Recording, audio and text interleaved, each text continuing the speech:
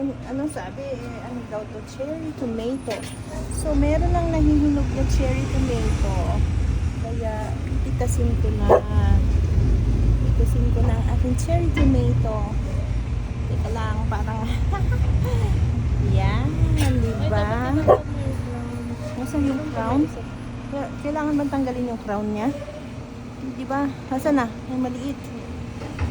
Teka, ang liit talaga niya. As in, liit. Tatanggalin yung crown.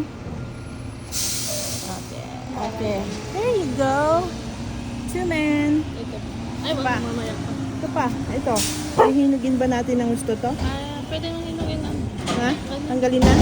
Tanggalin para ano? Tupper. Ano yung bunga niya. Okay. Oops. Hi. And this one more. See. Pwede na tayong mag-harvest ng panghalo ng ating salad. Wait! Nahulog po! Asan? Nahulog! Hello, wala. Nasaan na? Ano, nandito. Tapos, tingnan mo yung talong ko. Very healthy. Pero buyag. Ito yung aking beef stick tomato. Malaki na. Pero hindi ito yung tomato na masyadong lumalaki. Yan nga siya. Tapos ito yung cherry tomato din. Pero hindi pa na mumulaklak. Baby pa siya. Ito naman yung siguro bell pepper to. Bell pepper nga. Bell pepper yan. Oo, kaso hindi ko naintindihan yung ano yung nakasulat. May ibon talaga dito. May ibon na kumakain. Kasi nilagyan ko siya ng food dito Ay. para pagka Ano to? nahulog, hindi ko masushoot doon. Tapos dito tayo sa dito muna, excited ako dito eh. Yung aking sayote, buhay na. Parang hindi aabot sa summer eh. Malamig. Naman, ikaw naman. Hindi, ano to, ang tawag dito, hindi to namamatay sa winter. After winter, babalik siya, sabi ni Ate Tats. Kasi yung sa kanya 2 years old na, babalik-balik lang. Kasi ang lakas mamunga. Ang lalaki pa kamo. Kaya, ako, magtanim. Hindi ako nainggit ha, wala akong inggit. Hindi ako marunong mainggit. Natuwa ako, kaya gusto ko rin makaranas na magkaroon ng sarili kong sayote. Ito naman, kalabasa. Yung kalabasa ko, nagbubulaklak na. Sabi ng anak ko, rangawan ko daw. Rangawan means... Ay, dito pala. Oo. Sobrang. Ito, tatanggalin daw po natin ito, puputulin para tumuloy yung bunga niya at saka magsanga-sanga. Dumami yung sanga niya. Ito pa. Dito. Ayan. Ito. Patola to. Rangawan ko rin. Na? Paturo. Patola, yung mahaba. Yung... Opo. Oh, ay, patola. Bakit sinabi kong patola? Patola, Opo pala. Oo. Rangawan ko rin? Oo. So, tanggalin ko rin daw to para tapos pwede na kaming magluto ng munggo. Kasi Magmumunggo uulan. kami. Yan narangawan ko na kasi yan eh. Monday. Huwag muna ngayon. Monday pa lang pero Munggo Day na. Yes, yung aking kamote. And, what else? Meron tayong strawberry dito. Ikot ka, Chad. Ba't naman dyan? Ante kasi, pero ang dami niyang bunga. Tignan niyo naman yung bunga niya. Oh, hitik na hitik. Kaya ayoko na siyang galawin. Kasi yung una kong binili, yung seedlings, maliliit pa siya. Namumulaklak. May bunga na. So, pinakailaman ko. Nilagyan ko ng abono kaagad. Hindi pala dapat. Kaya ito, hindi ko na ito pinakialaman. Kaya yan, ang dami niyang bunga. Nakakatuwa. Yung nandiyan ka sa balcony niya. Tapos meron pang pinipitas na Ay, ito po. frutos. Ito naman yung aking pwede nang pitasin yan. Kaso, hindi mo pa nauubos yung nasa rep. Mura pa siguro to. Oh, Hahabok. oh, lalaki pa to na. Laki na nga pala. Laki na to. Kasi ito yung mini cucumber. So, Oh, ano niya no. Ayoko munang tanggalin kasi pag tinanggal mo siya na mura pa, medyo mapakla. Pagka ano. Kaya dapat enough na gulang yung gulang ha, hindi gurang.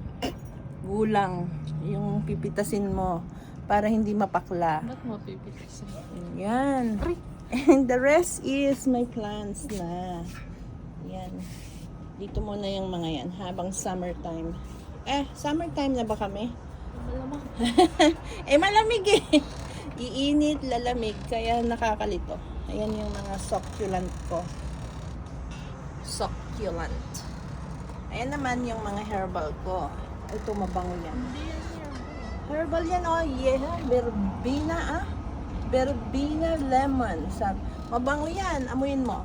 Amuyin mo, Chabe. Amuyin mo. Galawin mo lang yung dahon niya. Yan. Ay, kinurot. Ay, oo nga. Ang bango, di ba? Ano lang. Tapos ito yung aking basil. Panghalo sa spaghetti. Pag nagluto kami ng spaghetti, lalagyan namin ng basil. Masarap. Tapos, yung isa, rosemary. Ayan. Pagka mayroon kaming mag-ano kami ng steak. No. Pag mag-barbecue kami dito sa aming barbecue. Pag minsan nagba-barbecue kami dito. One lang. Ay, Tucker naman. Tucker, stay away. Tucker! Tatawagin mo nga ito, Chabi. Siya pala yung nakakalaglag dito sa ano ko. Stay away from there. Come here, let's go. Let's go, come. Come here. Come here, let's go. Ayan na, natumba na. Natumba na yung aking pagtarang kanto na ta. Sika nga. Nakabangbangag ka. Nahulog na tuloy yung natumba yung ano ko. Balag ko. Tingnan mo, tinumbahan mo pa yung strawberry ko. Bad boy. Ikaw talaga ikaw talaga yung totoong Tucker na ano. Warrior. Di naman inaano ng aano. Huwag ka kasing nangingialam, Tucker. Hindi ka naman inaano eh. Pag hindi ka pinakikialaman, huwag kang nangingialam. Di ba? Nadaan lang naman yung neighbor natin nagpapawalk ng dog niya. Katulad mo, dog ka rin. Yan ang aking mga kagandahan. Ang mga ibon na lumilipad. Ito ang aking, anong tawag nito? Ring of Fire. Variegated. Ito naman yung green. Ito naman, kamag-anak ng Monstera. Basta magkakamag-anak yan sila. Philodendron. Yan lahat sila philodendron. Ito yung hoya ko na walang mintis. Ito, philodendron din yan. Gaganda din yan. Ito naman, ang tawag dito ay nakalimutan ko. Pero, maganda yan. Pwede mo nang ihalo yan sa, pwede mo nang ihalo sa iyong salad. Ang daming Baon. salad yan. Yan yung aking Monstera variegated.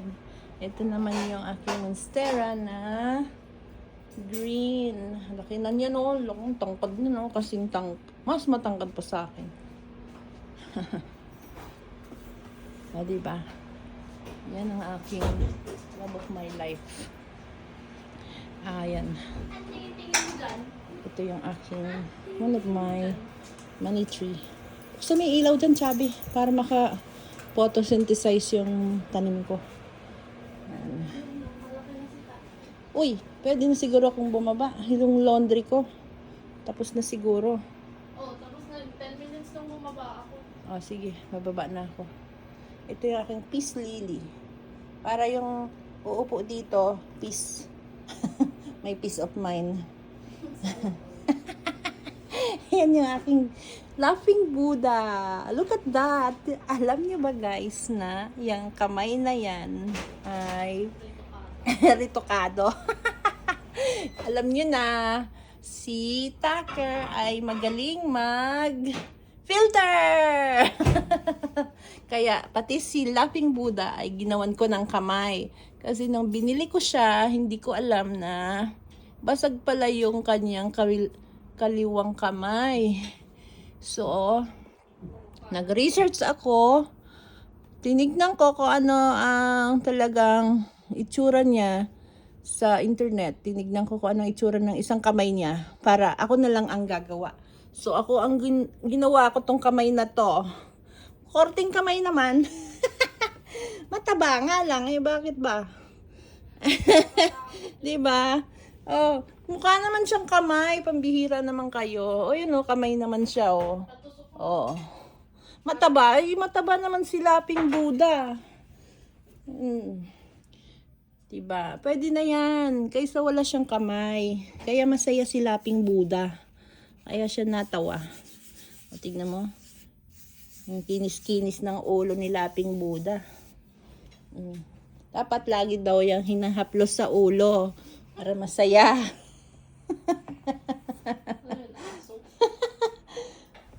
Para maganda. Oh, aalis na ako. Punta muna ako sa laundry ko. See you next time.